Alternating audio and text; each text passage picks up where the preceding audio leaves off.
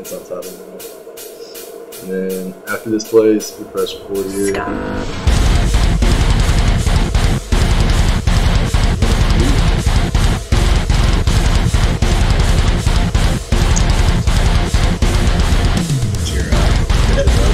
Yeah. But yeah, dude, everything I got was I got it all on Fiverr and shit. Yeah, Rose and Fiverr.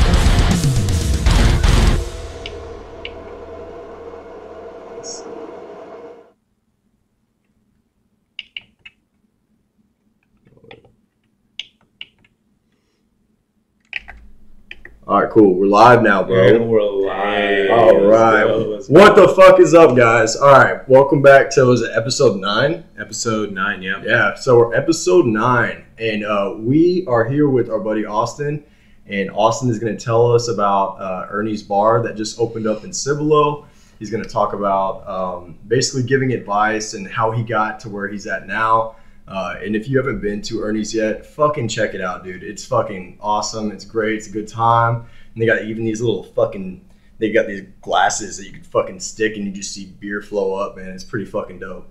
But now, without further ado, Austin, you want to introduce yourself, brother? What's up, guys? I'm Austin Schlather, owner of Ernie's Patio Bar in Cibolo, Texas. Super hyped, man. I actually just started the whole journey. We've only been open for 3 weeks, and it's been a big success, and we just look to keep on, fine-tuning that whole system and getting more live music out there. It's just cool. It's cool to have something that you can, chip away at and finally get to the actual final product. And, I'm having a blast just starting. So. Dog. Yeah, and we fucking noticed, man. Like, you just draw this crowd and this aura. Or stigma? Is that the right it's fucking an word? It's an aura. Yeah. That's a solid way to put it. Yeah. Yeah, so, you draw this crowd, and every time you go in there, like, you go to certain bars, and you can see people just, like, pissed off or, like, just really upset. Yeah, you're like, all right, this is killing the vibe for me. I'm like, whatever. Yeah. You go into Ernie's, and then you see fucking everybody having a good time, having genuine conversations, networking, which is a huge thing that we do too. Absolutely. So, I think you found a great setup. I think that you're fucking doing your thing, man. I can't be happier for you, brother. One thing that I really like about Ernie's too is we have multiple bars throughout Cibolo and Shirts. Yeah. And every time you go there, it feels like a high school reunion. Yeah, man. Which isn't necessarily a bad thing, but it gets old seeing the same faces all the time.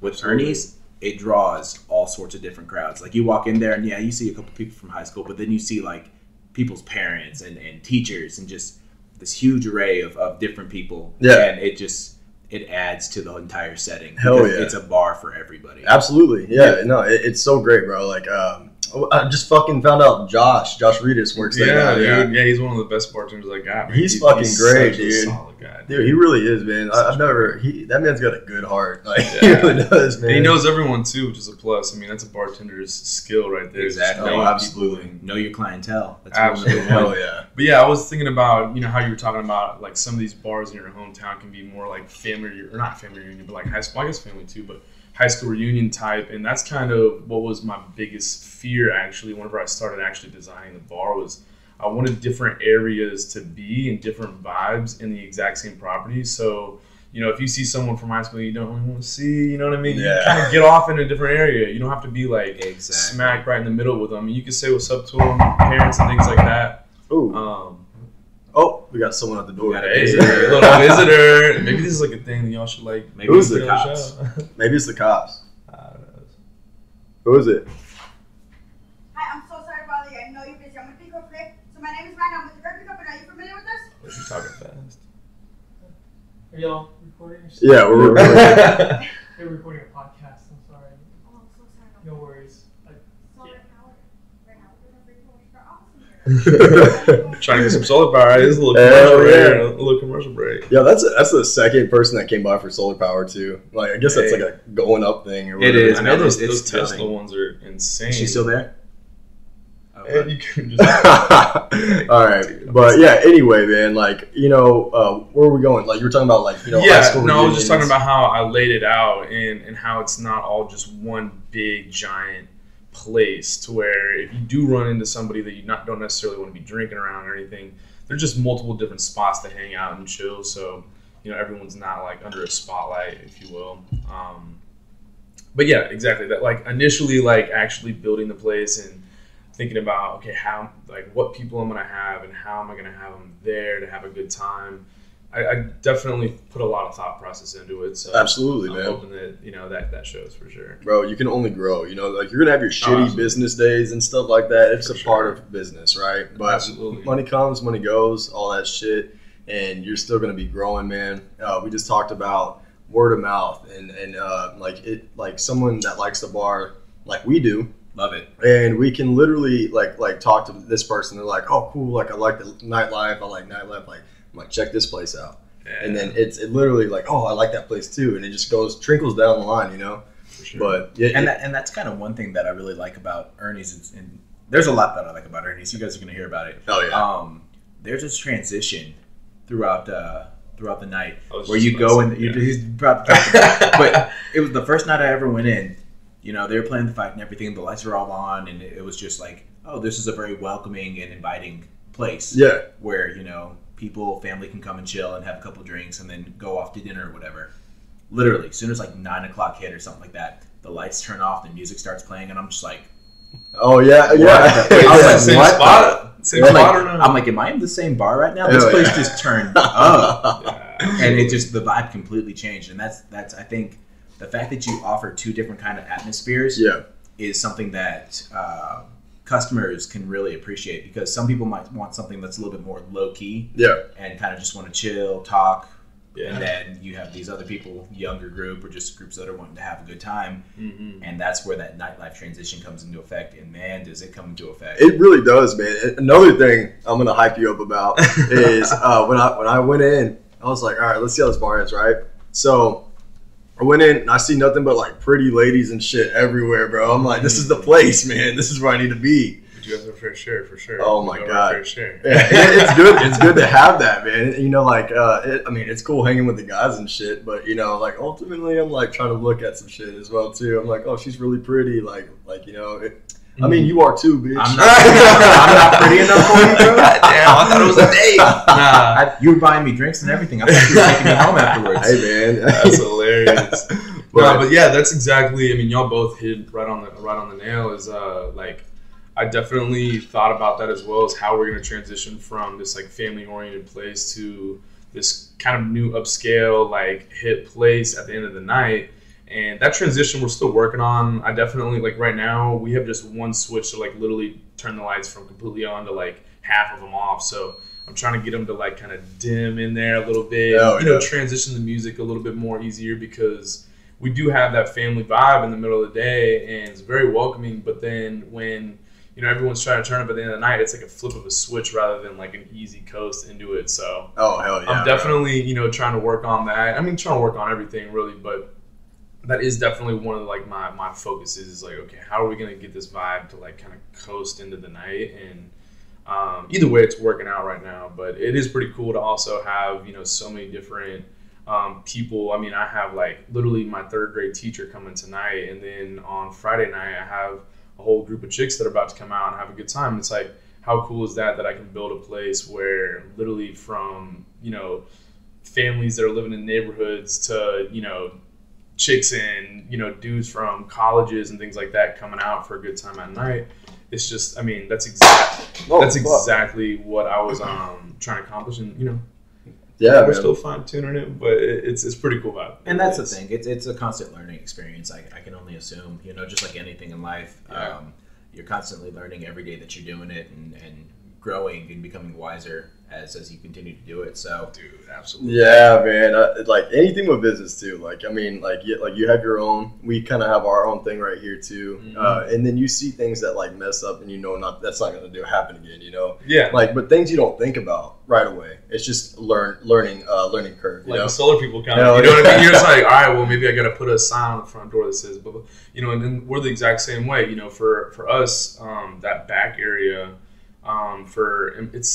there's a couple of doors that are for employees and a couple of doors that are for customers to walk through. And the layout's actually pretty cool, but a lot of times we do have customers like opening the wrong doors and like kind of being behind the bar, and so just like Yeah. you and just like me, you know, we figure out where you got to put signs here and there to make the whole system like run even easier and smoother. And it's cool. I think, you know, to kind of open up the whole subject on it is that's one thing that really drives me to be a business owner and to be in business is like, I was going to school for business, and the biggest like cringiest thing for me was that I was going to be just doing a small job in a cubicle, working a 9 to 5, Yeah, absolutely. only doing a certain bit. And in business, for me, I have so many different hats that I have to wear. Yeah. And that just keeps me on my toes, and it keeps me hungry to just learn something new every day because I have to. If I don't, then my businesses will start to go downhill and things like that. So I think that's the coolest thing about starting a thing just like this and just businesses in general is like you have this like constant grind, and you end up creating something that wakes you up in the morning real early, and instead of being groggy, like I'm like getting that coffee as quick as Hell I can, yeah. to get the fuck out the door and get to the damn place to grind and get Yeah, after it. man. Because the more harder that I grind and the harder things that I do, I feel like that's what will really, really push me in the end. So, Absolutely. You're absolutely right, brother. Yeah, you have to have something to wake up to in the morning, and Exactly. you have this empire that you're continuing to build, right? And the shit's like it doesn't take one fucking day to build an empire, and you know what I'm saying? Like you know exactly what I'm talking about Absolutely. too. You know what though? I think it's you keep saying empire, but I Yeah. remember when we were talking, he said something else. He called it a legacy. Yeah, so an empire as in like building that business up, right? No, I know. Yeah, I get what you're saying. but a legacy to leave behind. Exactly. You know what I'm saying? Something that's gonna make your name stand out. I mean, Definitely. and obviously the Schlather name stands out. Yeah. And we all know. Cibolo does. We all Cibolo know. does. Yeah. And so I feel like this bar is just going to be something even greater for him to leave behind for future absolutely. generations. Absolutely. I think, me and my buddy, when we were chatting the other day, I was talking to you about my buddy Christian that is one of my best friends. And we were talking about that like you can't necessarily be so focused in legacy. And you can't be so focused in what has already happened. And there's a big balance to it. And this can kind of go down a rabbit hole real quickly. But I think with legacy, that's kind of just a byproduct of me really finding exactly what I want to do in life, because then if I find that, then my legacy will naturally be what it's supposed to be. Absolutely. And so I think that's the coolest thing about actually finding a business that you really, really feel like you're meant to own. Is like even a lot of these decisions that I've had to make are just straight instinct, and I like to use that word a lot because I feel like I use it a lot. I use my instincts a lot, and I feel like if you're having to use your instincts a lot, that means you're right where the guy up above really wants you to be. Absolutely. So I would think you, that is sorry, I didn't mean no, to you're interrupt. good. No. I just think that's just like the whole thing behind a legacy thing is I've actually found what I feel like my life is actually supposed to be about, and again, the byproduct of that is going to be this cool legacy that I leave on. Absolutely.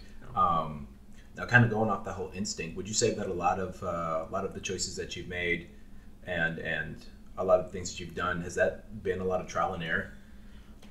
Actually, that's a really good question. I think Yeah. I don't know necessarily as much trial and error. Okay. Because I really haven't had much trial and error. I mean, I've only been open for 3 weeks, so a lot of it just seems like, I'm using my instincts, and whatever hill or valley I got to go through, I just stick true to what my instincts are. Okay. Yeah. That So makes sense. a lot of times, like I'll have an idea of this should be set up this way, whether it be the bar, the patio, the tables, or whatnot. And a lot of times, whenever you go with your instinct, then the first thing that pops up is what went wrong with it. Yeah. And that's not. I guess it is trial and error in a way, but I don't really focus a whole lot on the trial and error part. I just focus on trying to make the best decision. And then whatever holes are in the game, I just try to adjust as quickly as possible. So it's more so of just having a focus and just following through and seeing it to the end. Yeah, it's more just like in the present, not necessarily like trial, error, what happened back then, what happened now. It's more or less just like a constant like present decision. Yeah. And I think the biggest thing for businesses, and especially small businesses, is being able to adjust. I mean, throughout COVID, throughout snow, throughout all this wild shit that's actually going on, it's very, very important to kind of like stick true to like what you're doing, but also be adjustable at the exact same time. Absolutely. I think it's pretty big. To be And honest. that kind of brings me to another question, especially talking about COVID and everything. Yeah. what made you want to open up this bar? Like in the midst of everything, in the midst of all this COVID bullshit and whatnot, what made you want to do it? Well, I can kind of go back to the very beginning and how it all kind of went, because the way you asked me, it sounds like I like pulled the trigger while we were going through COVID. No. I know that this was like years ago. Yeah. So like I started working on this in 2017, and one of my buddy's dads gave me the idea. We were out drinking at Old Main across the street, and I was telling him I want to open a small business, and he's like, dude, why don't you do something that building has your last name? Like, see what's up. And then the whole thing just started going on. I asked my grandma, she allowed me to inherit it early. Then I asked my parents if they could help me out, and throughout all that, the process started. Yeah. And it took from 2017 to 2019 a lot of cleaning. Yeah. I mean, the building hadn't been touched since 2000, so there was a lot of old product, old feed store product, grains, salt blocks, pesticides, all that stuff. So it took a long time for us to actually clean the property up. And then, like I said, that was 2017, 2019. Then 2019 to about 2020, the beginning of 2020, was a lot of design and loan work. So I was just with the architect designing the whole thing, seeing what we wanted to do. And then, once we actually got the loan started, which, I mean, the loan process takes like 3-4 months to even just get going. And then another 3 or 4 months goes by just to actually get construction and get all that going. So that whole thing went way before COVID, probably like 4 or 5 months before COVID even started. And then, we started doing construction, and we're, talking like pouring a slab for brand new restrooms and a patio. We're, putting in water, electric. I mean, the whole thing had to be completely redone on the mechanical engineering side of things. And so while we were doing that is actually when COVID started. So like I was saying, like, I had already pulled the trigger on the loan. We had already started working and grinding. I'd already been like 3 or 4 years into the motion of grinding on this thing. And then COVID happens. And, of course, there's like a little bit of a clinch, like a little bit of like a, oh shit moment. You know what I'm saying? Like, well, fuck, what's going to happen? Yeah. Are we going to be able to open? And to be honest, it sounds so weird. And some people might have the exact same feeling. But I felt like COVID was almost a blessing in disguise, because that really slowed my niche down, my market down a lot, and that gave me, to be honest, a perfect time to open up this thing and to be grinding on it through COVID. I mean, none of the bars were able to be open through COVID, and I'm over here just sitting like grinding on opening. So we actually, like I said, I mean, 3 weeks before this date right now, what is it? May 12th. Yeah. About we opened up April 14th or 15th, and so that was a perfect time. I mean, right when COVID was, it's still here, I guess, but in Texas, it's very, very lenient right now. Oh yeah. And a lot of things are open. So I'm glad they kind of like started opening everything back up too. So Yeah. you get more of that active lifestyle, more For people sure. coming in. Yeah. You need So it though. everyone was like so blocked up in their house, wanting to do things, wanting to see live music, and wanting to go out. And then right whenever when Texas really opened up, I had a couple months of finishing up the construction side of things, and then boom, like right on the dot. And so I always talk about COVID and even the snowstorm and all that was wild, kind of being a blessing in disguise. I mean, for a lot of people it was a pretty hard time, but for me it was a time of focus and a time of just grind. Absolutely. And it all, I mean, I'm a big believer in everything happening, for the right reasons and the right time. And man, did it not smack me in the face with that one? You know what I mean? That shit will humble you, and life has a way of doing that sometimes, man. Unfortunately, and when you don't fucking expect it either. Yeah, absolutely. But one thing I was gonna talk to you about was like what did you think about all the planning? Did you think that it was gonna take that long in general? Or did you think that we can get all this shit done immediately? Yeah. Get it going. I mean, as someone that's inexperienced with construction and very, very hungry to get my profession going. Yeah. Of course, I thought it was going to happen half the time. I thought it was going to be open in 2 years rather than 4. But now that I'm on the other side of it, I thank God every day that it took me long, because I've explained it a couple of times too, but throughout all those hard times and those ups and downs and COVID and snow and it taking longer than I expected, just made me appreciate what I've built and appreciate the grind and all the sacrifices that actually happened. now looking back on it, I feel like I hold my business to like a higher standard. Yeah, exactly, because it took me that much more to get to it, and I think it prepared me for the future as well, to know that like whenever I have an idea or have a business idea that I want to start or whatever it may be, whatever timetable you plan for, you might as well just double that shit. Oh, absolutely, because I think it's better to like surprise yourself rather than let your expectations for your own self down.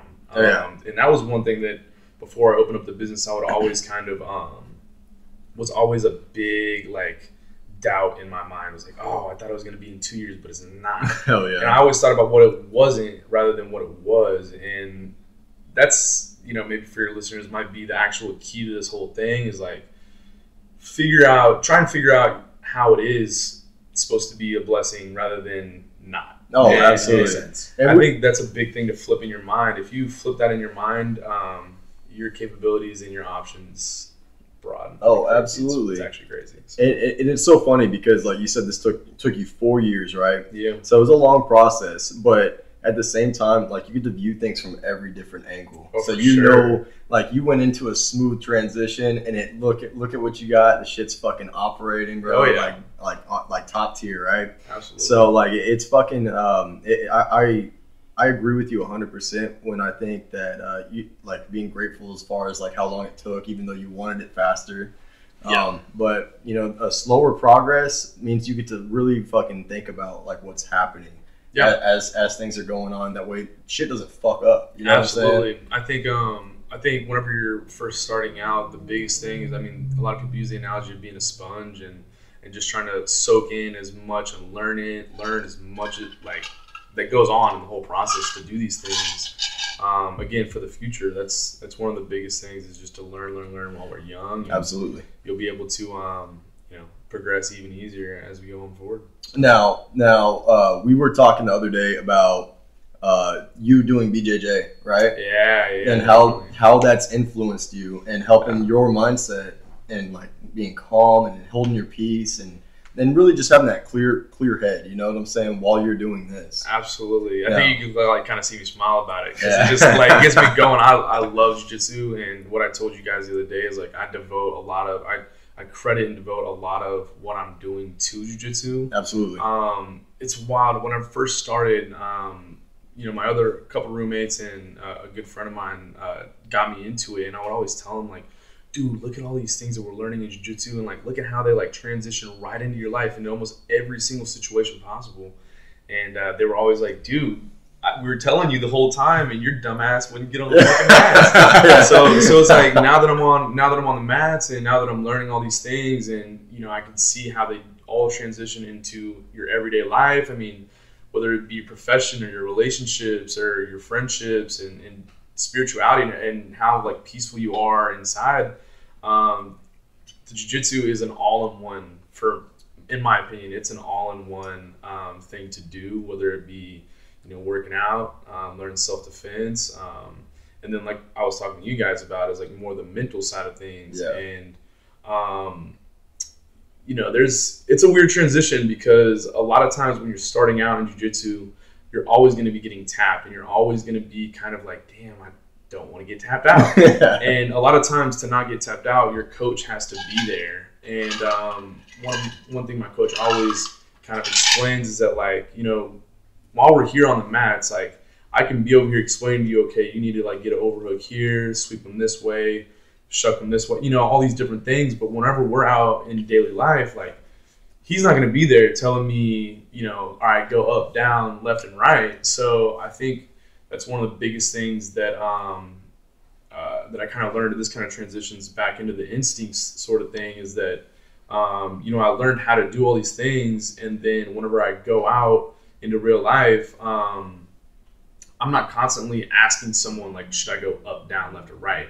I'm using my own instincts, and I have that confidence, that self-confidence inside because I've been in crazier situations on the mats than I have been in real life, and you just work through them and use your instincts on how to get out of these different situations. It's a definite like stress manager, right? Like, Absolutely. So stress management is huge. Absolutely. Whether in life, business, like whatever the fuck you're doing, like it's still gonna like stress is gonna be there. Mm-hmm. And I prefer to operate in a stressful environment rather than a fucking boring one. Oh, I do too. Because it's either get 100% in or get 100% out. Yeah, exactly. And the thing is, like, it's how you go about it, though. Exactly. It's all about your attitude. Yeah, and that's why we brought up stress management. So Absolutely. Having that release of like, oh, dude, this is what like I'm fucking worried about. This is what I'm like anxious about. This is what I keep thinking about. Mm-hmm. You have that outlet to go to, right? And you have the mentorship through people that are greater, have been doing it longer, right? Mm-hmm. More experienced, more wise, and then you get to see like like the lessons that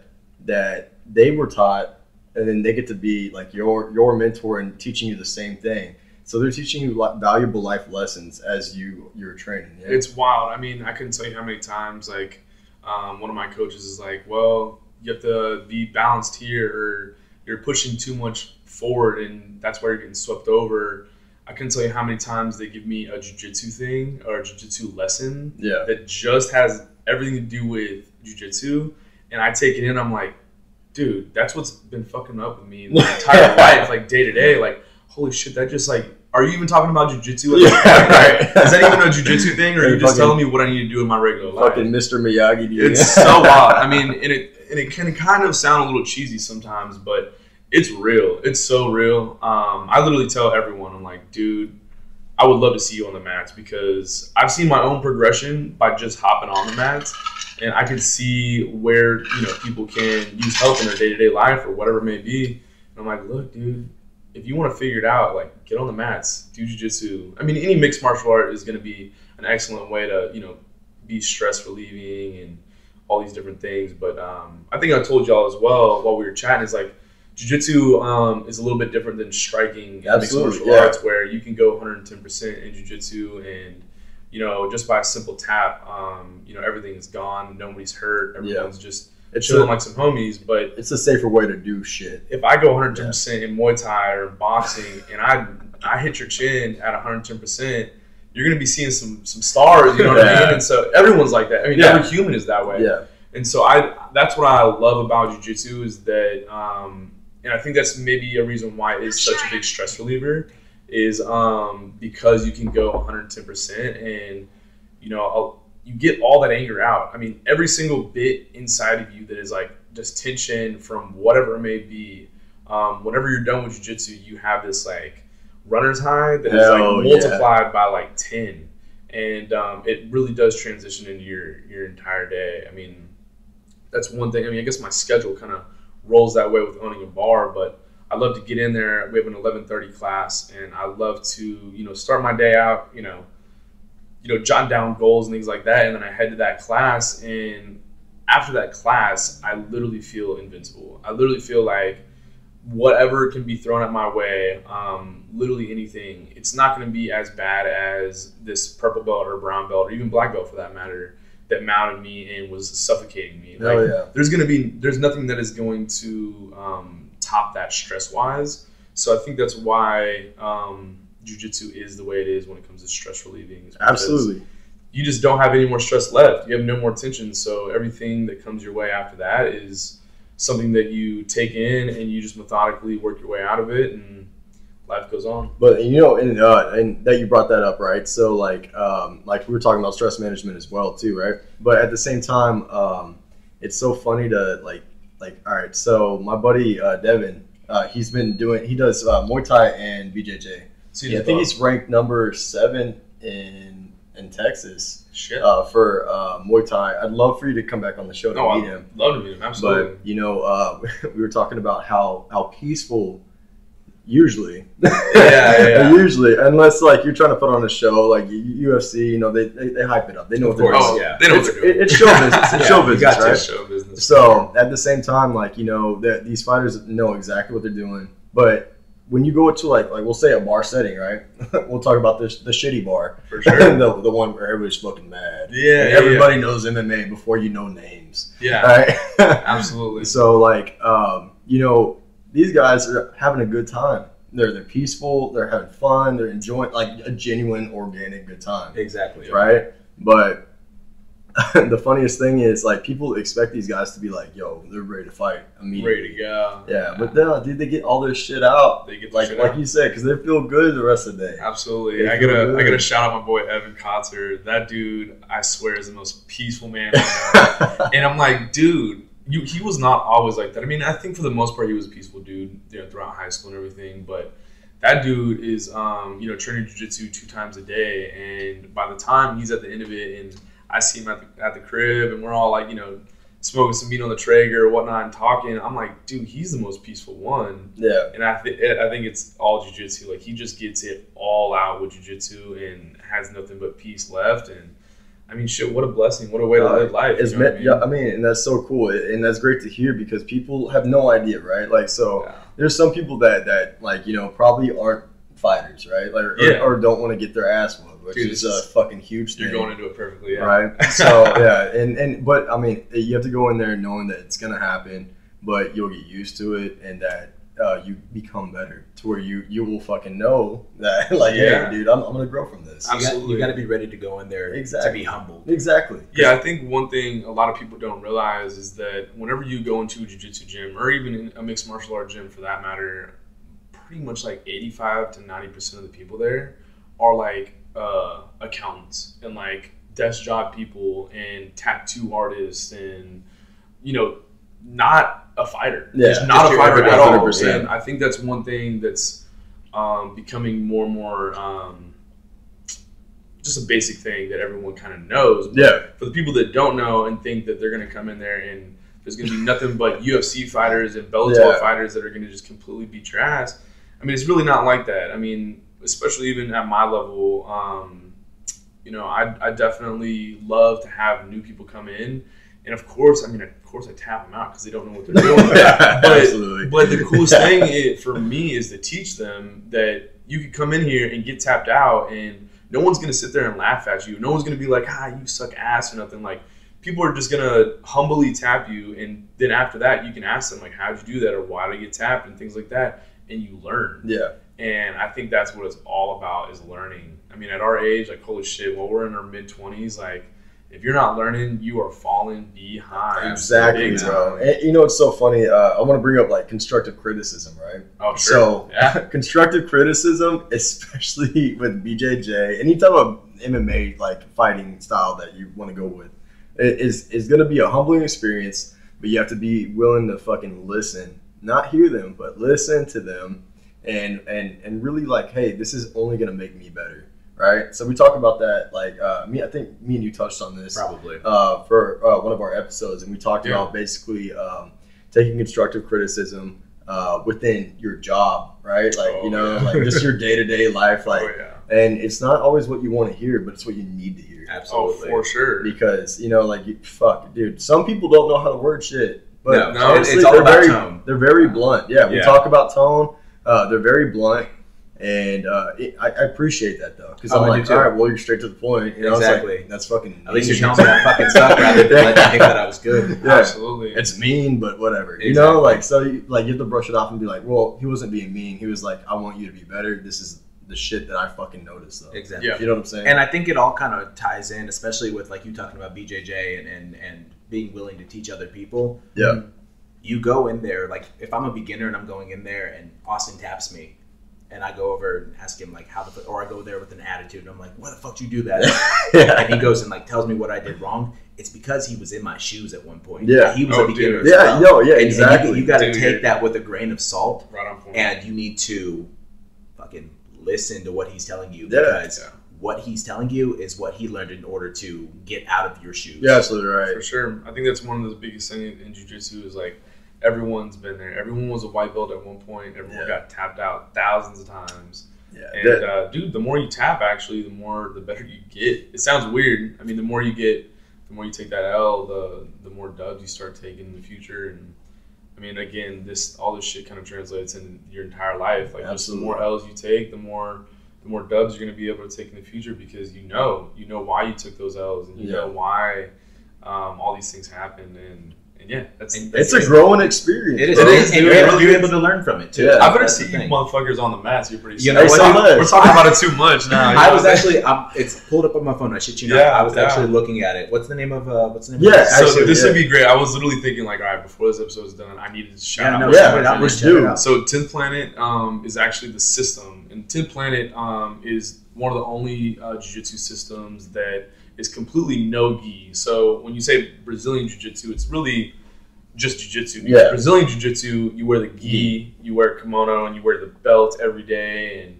it's very, very like traditional. That's a great word to put. Yeah, and 10th Planet was actually started by a guy named Eddie Bravo, and that's the master of the 10th Planet system. He started in LA, one of Joe Rogan's best friends, and his whole initial thing about it was, he was starting to go to all these UFC events with Joe Rogan, and he saw that there's no lapel grips, there's no collar ties, and judo throws with the gi when you're in the UFC. Yeah. You have nothing to grab onto, so he kind of took away the gi in that aspect because it didn't translate to MMA very well, or the street for that matter. Yeah. So that's like the system is 10th Planet Jiu-Jitsu. They're all over the world, to be honest. And there's actually one that opened up 2.5, almost 3 years ago, right down the street by Randolph Air Force Base called 10th Planet Jiu-Jitsu San Antonio. And there's another one in Austin that is a state-of-the-art gym as well. They're both excellent places, excellent people, very welcoming. And yeah, so at 10th Planet San Antonio, the Lopez family, they have to be the coolest family I've literally ever met. And my head instructor or sensei is our age. He's 26. He just turned 26 not too long ago. Yeah. And one of the most relatable guys. And I just think I like it that much more just because I'm not learning all these life lessons and all these like constructive criticisms from some old dude that is retired and out the game. Yeah. I'm learning it from a dude that's my age. He's into the things that I'm into, and More relatable. he's just so relatable, such a relatable dude. And that family will always be near and dear to me. They have grown me into a completely different human, in my own opinion. But yeah, 10th Planet Jiu-Jitsu San Antonio, that's the place. They have super early class that I'd never go to because fuck that. And, Man likes to sleep. Yeah, it's called the Zombie Squad because everyone walks in all still sleeping. Fucking all. And Fuck then there's a lunch crush one that's at 11:30 to 12:30. That one fits my schedule, so I'm always there, always trying to get that in. And then they have a beginners and an advanced class at night that's 6:30 to 7:30 and 7:30 to 8:30, and there's some rolls after that. That's cool, man. But yeah, they have a class almost every day. Sundays are open mat to almost any class or any gym. So if you go to Ohana or whatever, gym in San Antonio or whatnot, on Sundays we all get together and we all roll together and have a good time. And even if you're not a part of a gym, like if you just want to see what it's all about, you can go on a Sunday and get after it for sure. But I would suggest to go to a beginner class just because then you start learning things and actually learning technique before you just like throw yourself at it. Yeah. And they offer a free class, right? Like a couple of Yeah, they kind of go and check out. They'll give you if you really are interested in actually being a member, I feel like you could probably go there. Like I said, such a cool family. Yeah. They'll probably give you like a free week, to be honest, of like just training and just seeing if you like it. Most of the time, it takes about a week just to see if you actually do like it. So yeah, fair enough. You can't go in one day and then be like, I fucking love it and I fucking hate it. Yeah, exactly. You have to test the waters and then you have to swim a little bit and Yeah, most of the time that first session, you're gonna think that you like the fool, but you really don't. You're just gonna get tapped out a lot, and then and then like the third or fourth time, you start like, okay, I know this armbar, I know how to defend it. I'm gonna get out, and you're like, oh shit, I got out of that one. And then the next like 5, 6, 7, 8, 9, 10 times, you start getting out of shit and you start reversing the role to where, now that I got out of that submission, I swept them and now I'm on top. Now I'm the one about to give this dude an arm bar. Oh yeah. And so it just incrementally like gives you that bug. You just become building confidence.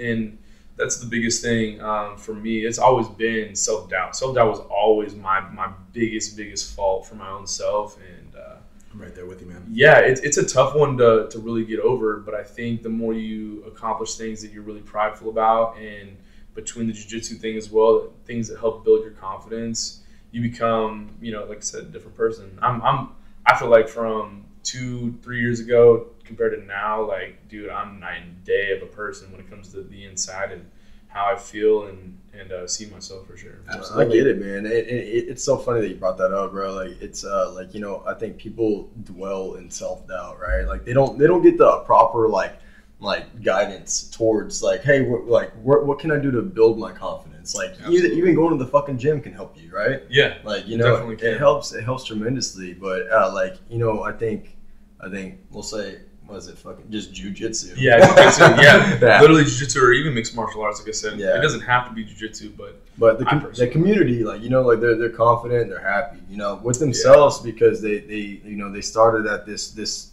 one place, like we were talking about earlier. They started at like the fucking bottom. Mm-hmm. Everybody's gonna start at the bottom, bro. Absolutely. Like, regardless, let's say Kimbo Slice, man. Kimbo Slice, he sucked that one time. Yeah, dude. R.I.P. bro. Sure. Yeah, but R.I.P. But Bro. at the same time, man, you know, he was a great street fighter. But when they brought him in, he was like, "Oh fuck, I have no idea what it's the a hell different I'm fucking doing." beast. Yeah, And it's I'm different. swimming in some deep waters now. Yeah, so it's definitely different. You know, like there's a whole practice behind this, and not only does it better you confidence wise, it just betters you like as a whole person. Absolutely. Yeah, You know? I think with jiu-jitsu, the biggest thing, it's such a like personal thing. It's so weird because it takes someone else to actually train and to get better, which is kind of a weird thing to think about. That like it actually takes a group of individuals to help you grow into, you know, bigger and better.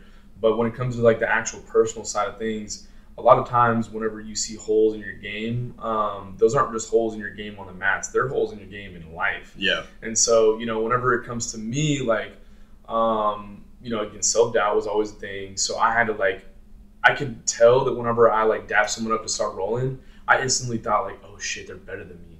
Oh damn, he might be more athletic or might have trained longer or might have more technique or whatever. And that's just the quickest way to get tapped the fuck out. Yeah, exactly. Because you're already you beat yourself. Yeah, right from the get-go before I even started grappling. And so I think that's one thing a lot of people with self-doubt always fail to recognize is like you're like doubting yourself before you even begin. Yeah. And beginning is the biggest thing. I mean, again, this all translates into my business and my own personal life and everything, but that's one thing I always struggle with, even in the business side of things. I was always like, you know, again, like I was saying, why not? Like, why is it not here yet? Why am I not at the point where I want to be yet? And I'm like, it's like, dude, you got to begin. You got to like work step by step by step, and you know, through it all, you become successful in both phases. Everything that's worth earning is never going to come easy. Oh, dude, that's a big one, bro. Yeah. That's a big one. If it's worth it, it's not going to be easy. And that's, I was actually going to bring that up earlier. Our generation and the generations that come after us, they're entitled. Yeah, sure. It's instant gratification that they're after. They're not willing to work for it. They're not willing to enjoy the process.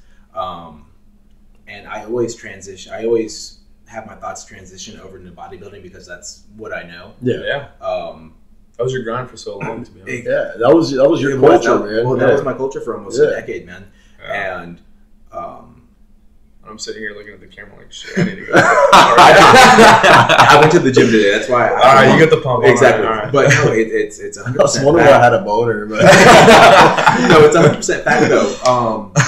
And I tell it to anybody that's willing to listen because they're gonna hear me talk about it. It's a process. I can remember starting. You know, I was always in shape. Yeah. And I would start doing my shows, and I'd be like, all right, I'm gonna do a 6-week prep and come in and I'm gonna look decent. Yeah. You don't ever want to look decent going into a show. That's rule number one. You want to blow people away. You want to be a fucking 10. Mm-hmm. And I'd have these guys come in that did a full 12, 16-week prep, and they would just be fucking ripped and cut and all vascular and shit. And I'm just like, why don't I look like that? You know? And the bodybuilding community is why not?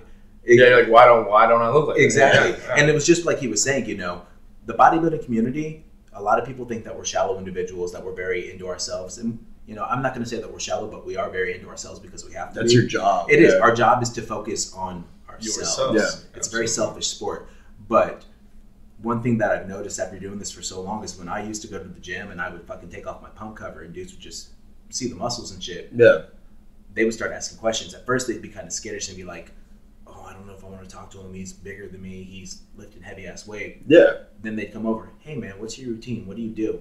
I'm more than happy to fucking tell Tell you. them. Because Well, dog, the gym culture though is like so. it's hit or miss. Yeah, man. Like, You know? Yeah, and some people just judge other people, bro. Exactly. And it's ridiculous, bro. That's not what that fucking needs. Like, you need to help that person out. Like you don't. And honestly, if they're doing their thing, let them do their thing. Exactly. Like, I'm not gonna be that guy who Yeah. fucking sees some dude doing it wrong and Yeah. be like if I see somebody doing something where it might hurt them, I might go over to them and Yeah, be like, just be careful. hey man, you know, I see that you're doing this. That's awesome. You're doing a really There's good job. easier ways. To Exactly. do it. But I also notice that you're arching your back too much or doing that. I don't Yeah. want you to get hurt. So, you know, maybe you Critique should try it on like that this. I can give him a nice critique, not like, hey, Yeah. you fucking idiot. You know, Yeah, you're about to break exactly. your back. But there's ways to show people to properly criticize Yeah. to where it's all about tone. Yes. It's all about tone. And Exactly. If you're nice about it, they're going to appreciate it, and then that's going to make them want to come back and ask more questions if they feel like they're not doing something. Exactly, and I feel like a lot of the like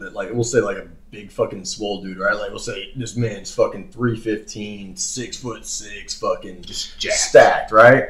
But he started from somewhere too. But I feel like they forget, like, you know, they boost his confidence so much that they forget where they came from. Mhm. So no, like one thing I always say to myself is, no matter how great you become, never forget your fucking roots. Absolutely. You can't. And going off of that, it's not all the time like that. Like 9 times out of 10, the fucking jack big fucking dude Yeah, is gonna be the nicest, most humblest Yeah, person you're in right. the entire gym. yeah, You know, I see these tiny ass dudes that come into the gym Ego and they up just and shit. dude, they have fucking like swole man's Oh, syndrome. Exactly. Yeah. They'll walk in, chest all puffed up, fucking Oh, yeah. looking in the mirror like, oh yeah, I'm fucking swole. Like, bro, you're Taking like off their a shirt, buck 50, and I'm bro, I'm like, relax. bro, Yeah. you probably weigh like $150 soaking Yeah. wet. Like, Yeah. chill out a little bit. Hey, I like the confidence. I like No, the no, no. confidence. Yeah. There's a Yeah. difference. There's a difference from confidence And to where confidence. you walk into Yeah. the gym and you have this confidence that surrounds you, but you're not fucking like flaunting. Yeah. And then you have this fucking guy coming in peacocking. Yeah, You know, he's doing his fucking. he's trying to. Like, He's to- trying. He's Yeah. trying. He's trying to get noticed. He felt good. You today. know, he'll go and he'll put up 215 on the fucking bar Yeah. and be like, nope, fuck that shit. Yeah. And then want us to go and fucking spot it. Yeah, You can't be It's doing like, that, dude, dude. you can't have best of both worlds. Exactly, and that's what I tell people. I'm like, don't ever go to the gym with your ego needs to be fucking checked outside. Absolutely. You need to leave your ego at the door, because otherwise you're gonna fucking hurt yourself. You're gonna embarrass yourself, and you're not gonna better yourself. Because when you go into the gym with your ego and you start trying to lift heavy and shit, Yeah. 1, you're not gonna get a proper workout. 2, you're gonna look like a fucking idiot, and 3, it's not gonna benefit you at all. yeah, absolutely. I Like, think you know, yeah. and another thing, for both these things, you can YouTube fucking everything too, like for form and for fucking like even jujitsu. Like look up shit, you know, like if you're that worried about going in blind into something, just look some shit up, dude, because there's gonna be people fucking teaching this shit. And going off of that though, Yeah, YouTubing's good. Fucking research. I cannot fucking praise how much I've researched throughout this entire bodybuilding thing. Like, I'm constantly Googling and asking, like, what can I do for diet? What can I do to fucking gain mass? How can I do it? Because Yeah. I constantly want to learn. It's all trial and error. But the best way to fucking better yourself is to fucking ask people that have been there. yeah, you're right. That's man. on. It's just like him with BJJ. Bro. It's asking. Mentorship is the most Exactly. important fucking thing, man, because like you find somebody that you like and can develop a good relationship with, you know, like, and this, like, and I like to, like, my dad's a huge mentor in my life, right? Because he's wise. He's been through a lot of the shit that I fucking have been through as well. And like, you know, I talk to him about this. He gives me nothing but like great advice, man, and it makes me like really change. Like, I think about what he says a lot, and then I try to perceive it in my own perception. Yeah, I'm the same way. Did your but- dad ever was your dad kind of an asshole growing up? Oh, absolutely. Like, it's how we talk about tone. My dad, same way. I think about the shit that my dad says all the time. I have really deep conversations with my dad, really insightful conversations. And growing up, it was very difficult to do that, because if he'd see me doing something the wrong way, why the fuck you doing that? You're doing it wrong. Like, I'd be sweeping fucking dust off the floor. He'd be like, you need to fucking sweep it this way. Yeah. I'm like, am I getting the job done? Yeah, It it's doesn't getting matter. done. It's getting done. Well, you're not doing it right. Yeah. But now, Now I you don't know if understand. it's because I'm an adult now, or because it's just, you know, there's a better bond or mutual respect or whatever. But now we have these conversations, and he'll give me advice Yeah. and give me critiques, and he's like, you know, you're doing it this way and it's working for you. Yeah. But maybe you should give it a shot this way and see if it makes a difference. And it's night and day. It's so funny because like if you really think about it, right? The way that we are, the way like we get along, right? Like we have like similar sense of humors. We have similar like similarities. We'll just say that we're compatible. But yeah, we matched on Tinder. And Go shit. on, Grindr. Oh, shit. I don't even know what that is. To be honest, is that like another one? Or Don't what? lie. Nah, We know you have a Grindr. Grindr account. It's okay, man. Hey. Those nights get lonely. I might have to get one, but I don't know what the I don't know about that. I don't know if you want one. We'll talk about that off the show. Yeah. All right, yeah. Yeah, no, man. absolutely. So, but like, your parents know what they're fucking doing because you're the reason you are the person you are today is because they raised you. Oh, I thought I was a mistake. you might have been, but No, I was playing. I'm pretty sure my sister was the mistake. yeah. I think what's kind of cool about me and my dad's relationship is he used to always like give me like good criticism, but every time I would explain my side of things, he would always kind of like brush it off and like still stick with exactly what he was saying. You mind give me another one, brother? Yeah, man. I appreciate it big time. Get you some more ice. Same, honey. Sure. Hey, Hey. I love you. Give me your fucking glass. Hey, you can actually just dump that shit in smaller. Oh, Some flavor? some flavor. Yeah, this glass is making so much better. No, but he always would, kind of brush off what I was saying. And I think the more and more that I grow up and he sees my like goals and missions and things like that, he starts to like listen a little bit more because I've reached a certain amount of success and all that. So You're out, bro. Oh shit! You're out. What's up with Gray? Oh yeah. What is this? Graystown? Is that what that is? Yeah, Graystown is what we're drinking. It's smooth, isn't it? Pretty good. Yeah, It's on good. the rocks too. So It's fucking $20 bottle, dude. But $20. $20, 90 proof. It's good. Hey, Sheesh. I'll try some. You want to try something? Yeah. All right, It's cool. solid. All right. So hey, show the people. Show the people. Show the people what we drinking right now. Ladies and gents, we are drinking Graystown. What is it? Whiskey finished in port wine barrel. Oh, shit shit. is smooth as hell. Where's that from? I got it from Total Wine. I was going in No, there. I mean like the actual people. You know what I mean? California. Oh shit. Okay. Yeah. Graystown, California. Graystown, California. Is that right? Hey, I have no fucking I have idea. no idea. I guess so. I don't know. Dude, But I'm starting to become like more of a whiskey drinker. I like I whiskey. do. I mean, like I said, I went to Ranger Creek in San Antonio, and that was one of the most badass things. I just felt badass doing it because he was like sticking his little whiskey stick down the barrels and shit, and bringing out this fresh whiskey, and giving it shots. Dude, I that's went fucking ham, dope, bro. man. I mean, I had a terrible hangover today. I mean, I was out for a couple days to be real, and then boom, It's that old age getting to you. Dude, I swear, bro. After 25, Yeah. bro, like your hangovers last for fucking days. Dude. You're like bedridden. It's like a couple of days Yeah. now. I used to be like maybe like 4 or 5 hours and be like, all right, Pedialyte pop up and I'm good to go. Yeah, that shit doesn't Now, work. holy Thank you, bro. shit, dude. Golly. Yeah, no, that shit hits you so fucking hard now. It's wild. Especially, I think I just did it the wrong way because I went golfing on Cinco de Mayo for my Oh, you my fucked boy's up, birthday. kid. Yeah, so then we were drinking seltzer and Tito's, and then right after, I had one of my distributors invite me over to the distillery. So I was like, hell, that sounds like a badass idea for a birthday. And so we went over there. So I went from seltzers and vodka to like stouts and whiskey.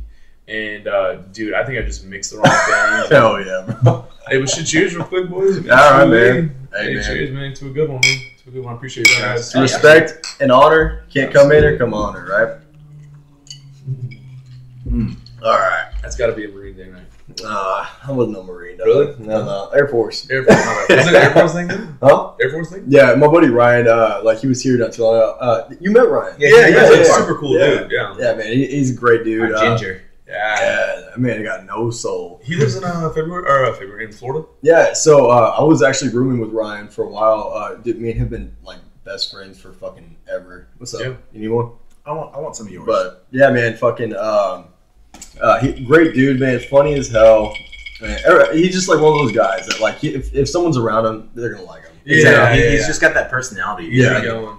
Real Right. easy going. Yeah, man, and like I think we were talking about books and shit the other day. Yeah, too, I right? actually wanted to bring that. You were talking about that book. Yeah. Honestly, I forgot the name of it because I wanted to go and buy it as soon Yeah, as you told me. yeah. What was the name of that book you were telling us Well, about? and I won't go too far into it. Yeah, you I don't should- have I think to. I should just like Yeah.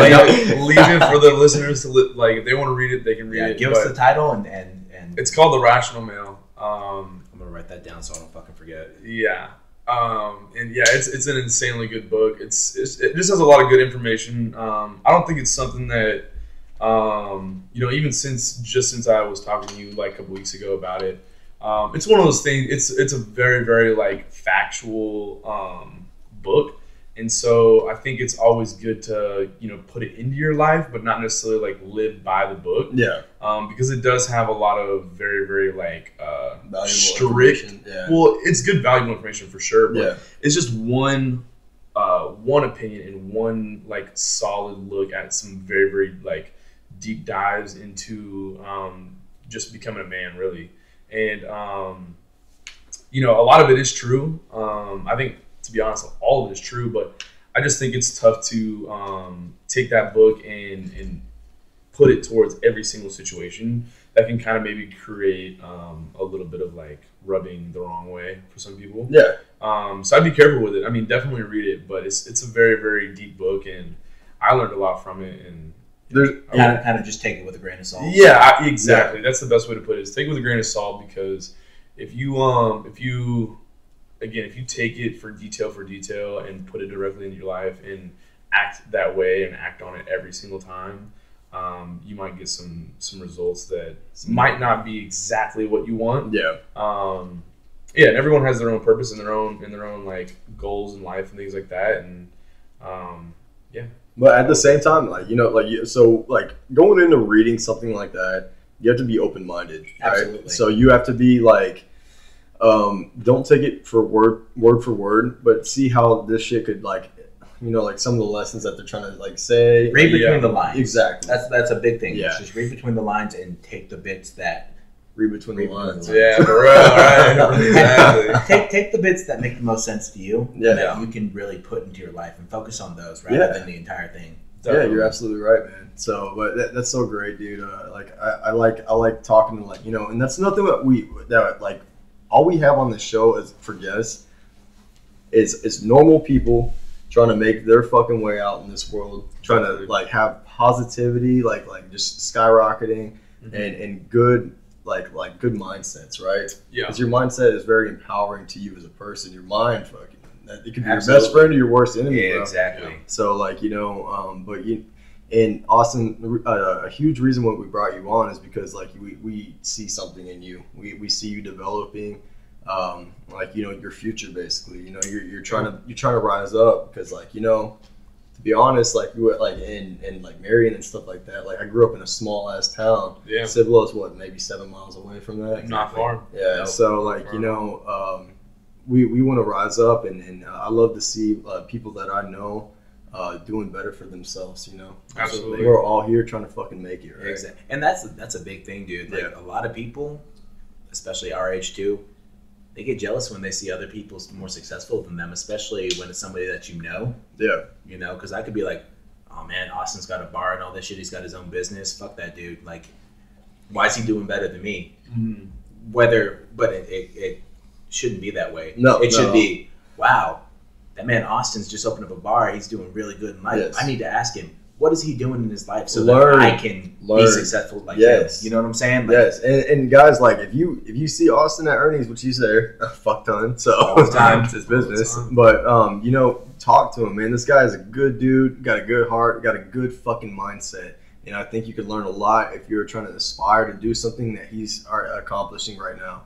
And Austin, actually wanted you to tell them about why you named the bar Ernie, since your name is Austin. Yeah. A lot of people ask that. A lot of people are like, wait, so why Ernie's? Why is it not Austin? I'm like, Yeah. For one, that just sounds selfish as fuck, to be honest. Austin's Patio. Yeah, Austin. What the fuck? Dude, Welcome to Austin. get your fucking ego and shove it up your ass. That's the way I see that. But a lot of people understand. So Ernie was my grandfather. So the story kind of goes all the way back a little, even before him, a generation before him.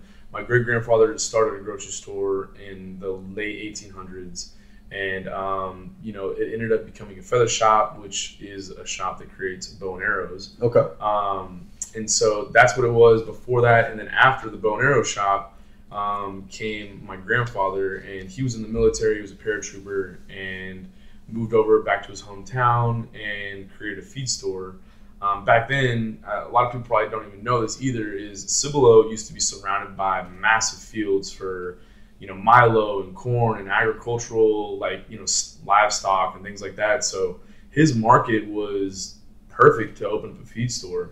And throughout my whole time in this process, of course, I've definitely thought about maybe I just open it back up and it just be the feed store. But now in Cibolo, there's nothing but houses that are growing around it. So the feed store wasn't a good concept to really open back up. And so, again, like I said, whenever I even got the idea of doing something with the building, I was at a bar, which is Old Main, right across the street. Great bar. I would definitely suggest doing a little bar hopping in Cibolo. That's kind of my goal, is to kind of create that sort of scene. But anyways, Main Street's blowing up, bro. It is blowing up. But anyways, my grandfather was also just the piece for the Cibolo. So he actually married over 200 couples in the feed store. Holy shit! Like eloping style, and they would just come in and he would marry them right there on the spot. Another thing, he was on both sides. He was also on pronouncing people dead. So my dad, he always tells me stories about, Ernie would have to he would get a call at 2 o'clock in the morning and he had to wake up out of his bed and go over to a bad head-on collision or, a shooting or whatnot and feel a pulse, see if it's pulsing, and literally pronounce people dead. Damn, that's rough. So it was kind of wild. He had this whole thing with the community. A lot of people would love to go into his feed store and chat and just talk shoot to the him. shit. Him and my grandma were always there, and they're just so open. That's probably where I get my social skills from. And I was just about to comment on that too. Yeah, it's probably where I get it from. But they so he just had a lot to do with the city, and it was his business back in the day. And so I felt like Ernie's has a cool little ring to it, that's kind of how I came with it. My whole thought on business is a lot of people try to overdo it or go so unique that it becomes something that isn't recognizable. And that's what I wanted with my business, is something that was simple, something that had a lot of meaning to it, and when people would recognize it. And Ernie's was right on the dot. Hell yeah. And that's what it all came about. No, Ernie's is perfect. Ernie's, patio, and bar. Yeah. No, it flows too. It does. Because it's exactly as advertised. You have that little bit of family that's in there. Yep. And then you go in, and it's exactly what the fuck it says. It's not like fucking Miguel's Gastropub, Patio, Balcony, and Strip Club. You know what I mean? That's a fucking mouthful. And the biggest thing I think about whenever I was trying to open up this business is I didn't want it to be some museum. I didn't want it to be Ernie Schlather's Old Town Bar. Yeah. It just sounds like I wouldn't want to go there. And I wanted I wanted a place that sounded like it was modern and it was new. And if you literally listen to it or you see it on our social media, you would never think that there's all this history to it. Absolutely. Exactly. But the coolest thing is I entice people with this modern, simple, recognizable name. They come out and they see these trendy drinks and Red Hot Chili Peppers radio and Drake radio at the end of the night and things like that. They really get surprised by there's a whole story behind this, and I think that's really cool that my business is that dimensional, where not only can it be a family friendly thing and there's just a cool modern bar, it also goes into it being kind of a cool little night scene. It's a good vibe, has cool music and things like that, but behind it all, there's this incredible story of what Cibolo used to be and what Ernie used to do for the community. And it's just an all-in-one thing. It's so weird. I really try not to give myself so much credit for it because it really did grow into its own thing. Hell yeah. And I think that's a lovely thing about opening up a business, man, is you have this idea, you have this vision, it starts to work, but then it really does start to create its own momentum and its own almost its own heartbeat. Yeah, it unfolds into itself what it's meant to be. Right? And it's so weird. I was this past weekend was my first weekend of me not being at the bar the entire time. How'd that feel? And it was a very, very weird feeling. It was very weird. I have cameras there and I'm allowed to check on the cameras. And I went up to ATX and went to Rainy Street, and I fucking love going to Rainy Street. That bar or that whole bar hop scene has given me so much inspiration for what I'm doing and Actually, what I'm trying we need to to build. go. That'd be great to do. That'd be It's fun, such man. a cool thing. I just want I haven't been to Austin yet since I've been back. You need to go to Rainy Street. It's such. A lot of people are like, oh, I don't like 6th Street. And I'm like, well, nobody likes 6th Street unless you're fucking like 20. You know what I mean? Like, Exactly. So Rainy Like, Rainy Street's that like perfect mix. It's like these really cool, different, unique bars. And, you know, the age like limit there is definitely 21 and up. They really do a good job of checking IDs. But it stops at about like 29, 30. So everyone in that age group is just like in our age group, right mindset, like, everyone's just ready to network, like you were saying. That's kind of a part of it, and there's some super fine chicks out there. Hell yeah! Come on. But yeah, it was a weird thing for me to be out there, and like I could tell that my mind and my body was ramped up, and it was ready to be at the bar and ready to be talking to all these different people and making sure everything was settled. And like I said, it's so weird to like have this thing that has created its own heartbeat and it like lives on its own. And whenever I'm doing whatever the fuck I want to do, it's going and it's living and it's like still the same vibe. You know what I mean? Yeah, I mean, brother. of course, I love being there and I'll continue to be there, but it's nice to every now and then have a nice little weekend off. Absolutely, yes. You work hard, man. You deserve some time to yourself. Absolutely. I think with grinds like this, you know, even with this podcast and things like that, y'all probably have the same kind of situation where y'all are like just kind of shooting the shit at a bar or just hanging out, grilling at the crib or something, and y'all are like popping off, and you're like, I'm just chilling. Oh yeah. And I think that's what comes into the play whenever you go after something that is difficult and risky and not something that everyone does. And yeah, I think that's just kind of the byproduct of doing something like that. Is what you get out of it is you get success, but you get a success in like a very, very like unique way. Yeah, No, absolutely. You're right. That's what pushes me to keep on opening up more small businesses and not going back to school and getting a degree. I'm like, Absolutely. well, shit, I can just keep on doing this and building more and more things that you know can live while I'm not working. It's like, the knowledge, just bro. insane. Like you know what you are capable of now, right? Oh, so times 10. Yeah. Like I said, I mean, in the beginning, the self-doubt was always my biggest thing. And yes, opening up these past 3 weeks have been a massive, massive switch for my own self. Yeah. And to be honest, that's what I tell a lot of my close friends is, you know, they're always asked like, dude, what are the numbers like? Like, I'm sure you're making good money, and sure, we're making good money, but the goal isn't necessarily to be making good money. The goal is to just be capable of like being, I'm trying to think how to explain it. I really just want to be a big example to a lot of people that are close to me, Yeah. and close to me in age, is that like, no matter what you want to do, like if you just take that first step and you take that second step and you stay consistent with it all, it will eventually get there. Yeah, whether man. it's COVID that smacks your plans in the face, or whether a snowstorm slows it down, or self-doubt and whatever's going through your own self is slowing it down. Like if you just keep grinding, keep sticking that nose down in the dirt and grinding at it, like you will prevail. And now you're like so.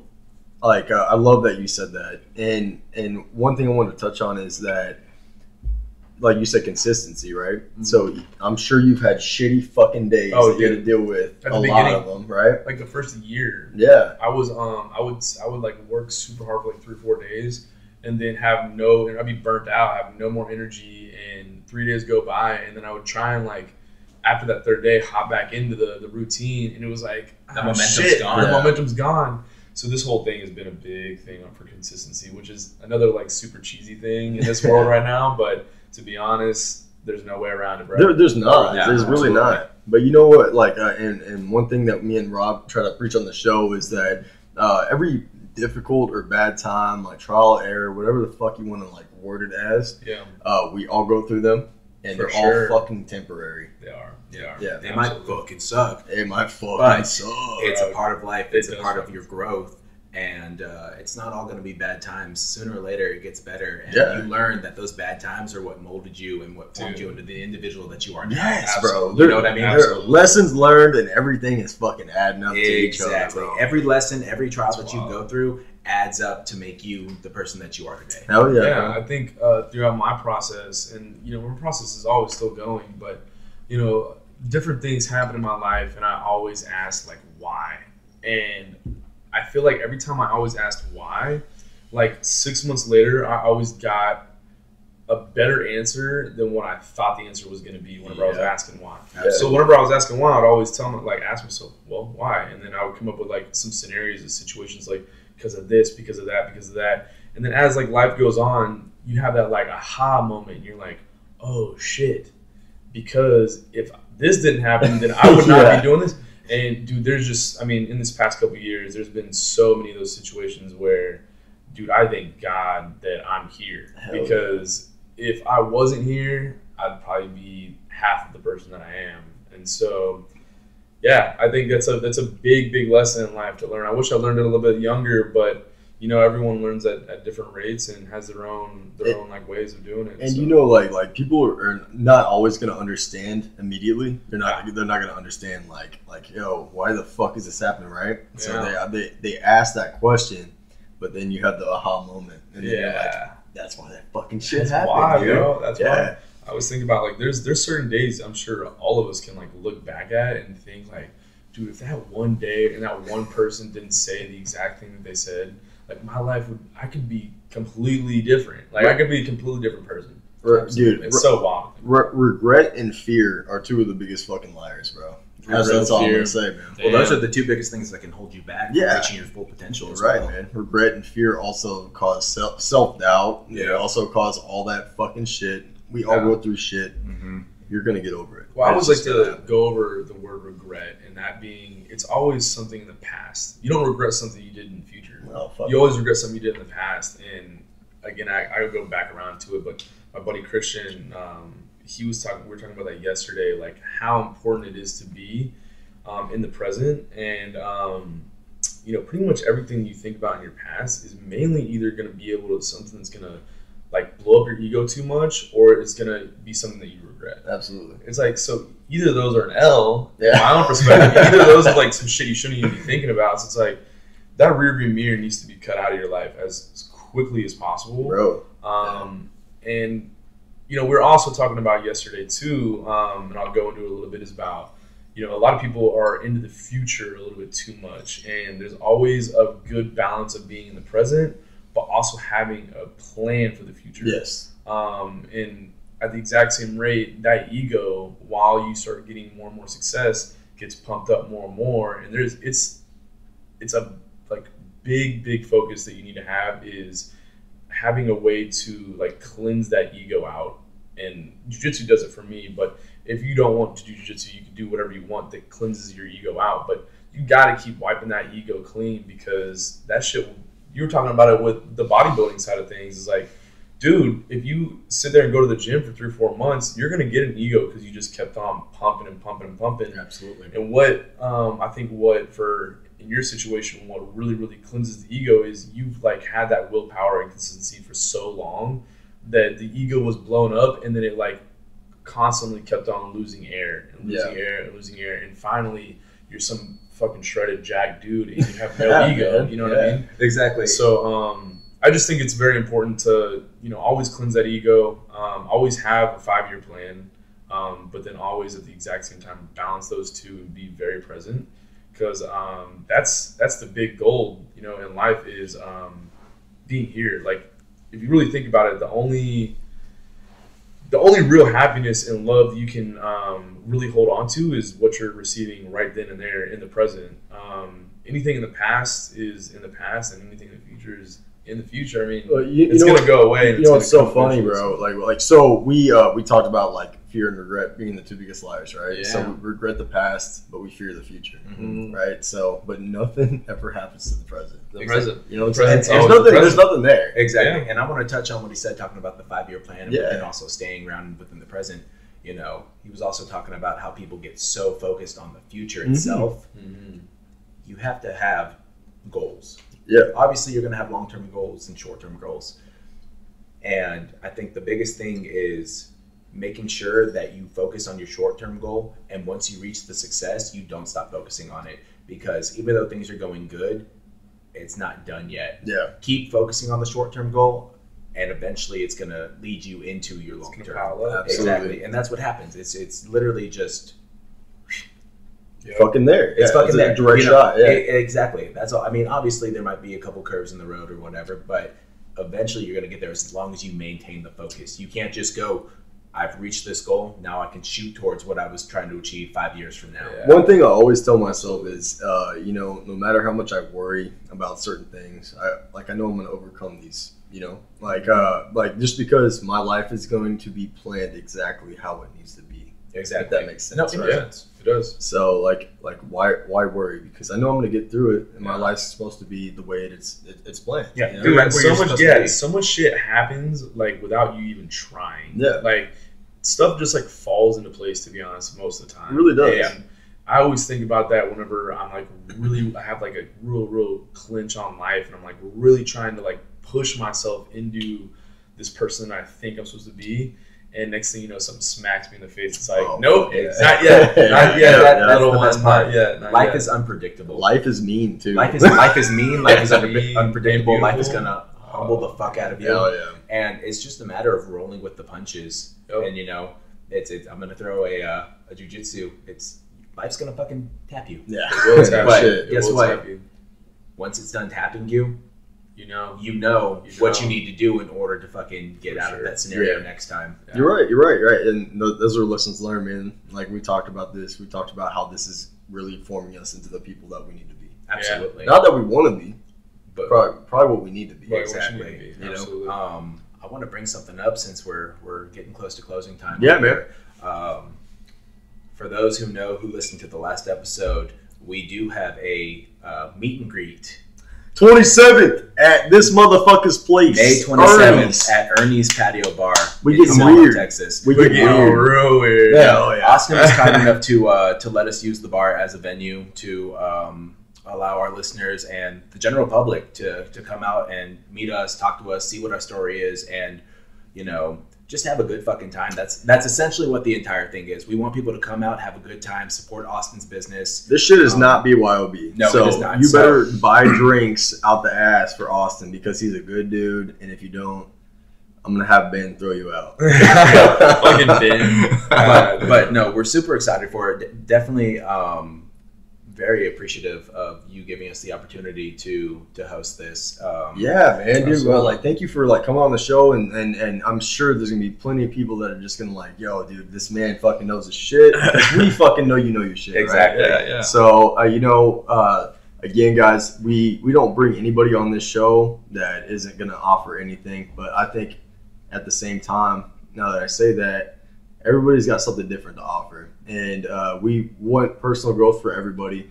And this guy, business owner, fucking our age, fucking getting shit done, grinding even through the hard times and the fucking shitty times and the good times. And Oh, good for times. sure. And there's definitely good That's times. the most important Absolutely. time But, to you grind, know, to be honest. Yeah, man. Yeah. So, like, you know, Austin, bro, like, we couldn't be happy for you, man.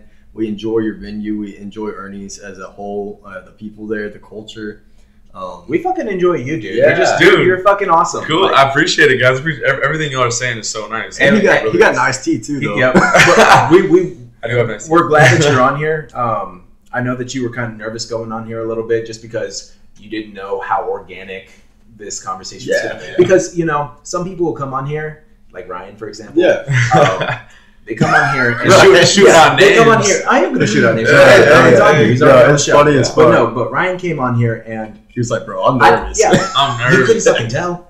He was Yeah. just No. he was talking with the boys. But people will come on here and they see the microphone in front of them, they see the camera, and they're just As soon as you're recorded or see yourself being recorded, Yeah. that's why I face this way, right? yeah. Because you don't look I'm at talking yourself. to you guys. Yeah. I'm gonna fucking look at the camera too. You I'm know, gonna be like, maybe that's like something that's maybe just something that y'all like transition to, you know, podcast after podcast is that y'all don't have it right in the front. and Yeah, we were because actually just essentially- talking about that. Yeah, Well, yeah, I think so- I mean, I don't care. Actually, It's not bad. so we wanted to do a round table, right? Mhm. Like, so I'll probably get something on Marketplace or something like, Yeah. or you can get the fucking like spool, you know, like just like one of those fucking stain it, whatever, make it look nice. Exactly. And then, but I like that because I can face you guys at the Yeah. same Yeah, time. You know what I'm saying? every time I want to like, You want to look at, you Like, want to look yeah. at, you know. so what are you doing? Yeah. I want to kind of have Rogan set up a little bit too. Yeah, you it's know? just nice. I mean, He's a fuck, pro. even if we get He's a pro. even if we get a poker table, Oh yeah. a poker table's gonna work fine. We'll have the camera set up over here, and we'll just have it facing us. That way, you know, if he wants to look at me, or if you want to look at me, Yeah. or if I want to, I want to look at you. at you. Oh, But no, if we want to do that, it's not like, you know, the camera's not. Yeah, absolutely. You know what I mean? Yeah. But I mean, obviously, we're growing. Yeah, dude, You that's know, the cool thing. Is It's we're constantly learning every day. It's funny. I watched our first episode, right? So our first episode, it was nerve wracking for me and Rob because we were like, dude, we've never done this before. Yeah. But you learn as you go on, right? For sure. So, I think I had a couple interviews like whenever I was like opening up, and man, I was nervous. I just wasn't nervous. Maybe it wasn't nervous. I just couldn't like let go. You know what I mean? Yeah. Maybe I needed some whiskey. Probably not. But no, I just think you know, repetition is going to be the biggest thing for any sort of growth, and that's exactly what y'all guys are doing. Y'all are gonna, you know, make sure the sorrel lady doesn't fucking knock on the door, and you know what I'm saying, making sure, you know, people aren't having to look at themselves and getting kind of all nervous and stuff. I mean, again, for me, it's no big deal. I mean, well, we're all homies, so I don't, you know, I feel comfortable. Exactly. But you know, maybe someone else that doesn't know y'all as well might not want to like look right at them. Yeah, exactly. You know, they might start to get a little nervous. But we do this mainly just to see setup right here. So like, we see if y'all are everything. looking good and everything. Yeah, what you mean? Come on, Like, man. damn, Come on, fuck, shit. I know I look good. I got my Tattoo showing and everything. Yeah, absolutely. But yeah, man.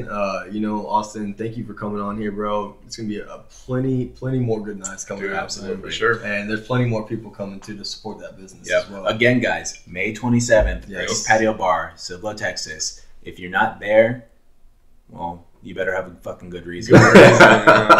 No, we can do multiple of them too. I think y'all were talking about that too. That y'all can eventually, you know, maybe once a month or whatever y'all think. We're always welcome to have more events and businesses. I mean, we've had birthday parties, graduations. I mean, retirement parties. I mean, the list goes on. Any events that you have set up with Ernie's, come on here. We'll fucking advertise that. Yeah, shit we'll too. advertise it and Definitely. shit. We'll show up. Yeah, You know, if that's how we network. that's how you network. You know, because then we can get a hold of that event or that coordinator or whatever and be like, "Hey, look, we love what you're doing. We love like, aren't you doing dude? Yes. Go ahead and drop that one. Okay, yeah, we can drop it. It's kind of still a little bit of a secret, but we're gonna be doing some midget wrestling on October 8th. There's gonna be a whole squad of midgets, legitly midgets.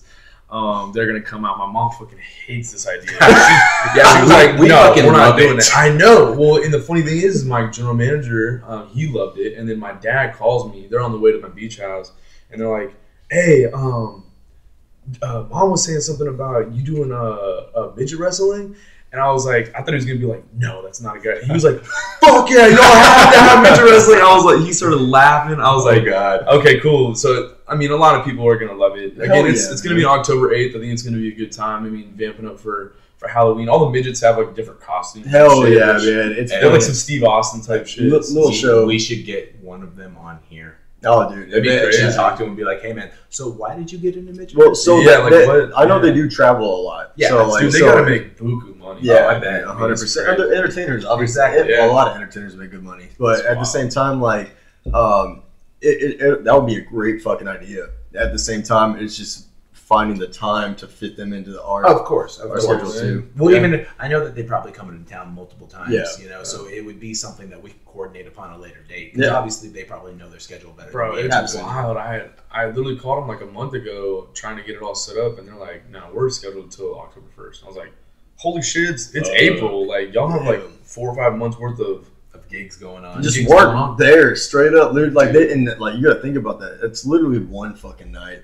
Yeah, One night. So every fucking time they perform, they're getting absolutely." That's, I think they're like the next day they're gonna be at another bar in San Antonio, and then like they travel on to another spot. It's actually pretty crazy. I mean, to be honest, for a midget, like that has to be a pretty solid gig. hell yeah. I mean, bro. you just gotta swallow your pride for like a little bit and just have a good time. But and that's why I like it, because you can tell these guys are like, dude, I fucking They don't- know they fucking who know I it. am. yeah, You know? they're- exactly, which is And- insane. And which is great, because like, you know, they wanna be there to make people happy and keep them entertained. Dude. And It's dude, gonna be they so fucking fun. play it off good, you know? Yeah. Like pride, Yeah. pride's the biggest killer, bro. Exactly. We'll be selling tickets here pretty soon, so you guys look out for the tickets. Yeah, Yeah. I mean, I think we're gonna have some like general admission stuff too, but there's gonna be some like upfront tables that might be a solid move. You know, That might be the move. Get some ambitious scumbag shirts and our Hell flag yeah. and just pop it right there. Pop it right on it. Say That'd be so less. cool. But Say hey, less. Austin, again, bro, thank you for fucking coming on, Dude, man. you already know, Being a man. scumbag, Dude, this is so fucking fucking hanging dope. out. Hell I yeah, enjoyed brother. myself, man. I really did. No, man. We'll definitely have you on again, man, because this was a fun time. Yeah. Yeah. The conversation was genuine. Organic, It man. was organic, which is what we always want, and you just had a lot to offer, and we appreciate you coming on, man. Yeah, man, definitely. Like I said, I have a couple buddies. Like I said, both of my roommates are insanely knowledgeable people. So I definitely like to shoot them out as well. But you know, if y'all want to have some more people and a little more of a squad, Bro, let us know, Yeah, man. more let us know, people, I man. think the The more merrier. the merrier. Absolutely. But- Absolutely.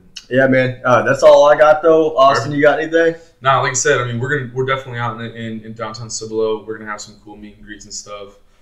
We have some pretty cool happy hours from 3 to 6 Monday to Friday. We're always open on the weekends and have a bunch of different food trucks coming throughout and live music and all Hell that yeah, fun brother. jazz. So we'll definitely like to see you guys out there for sure. Oh, fucking Hell yeah. get out there. Ernie's Bar, bro. Let's All get right, it. bro. Let's Be get there or be lame. it. All right, man. We'll see you guys. Later, guys. Like.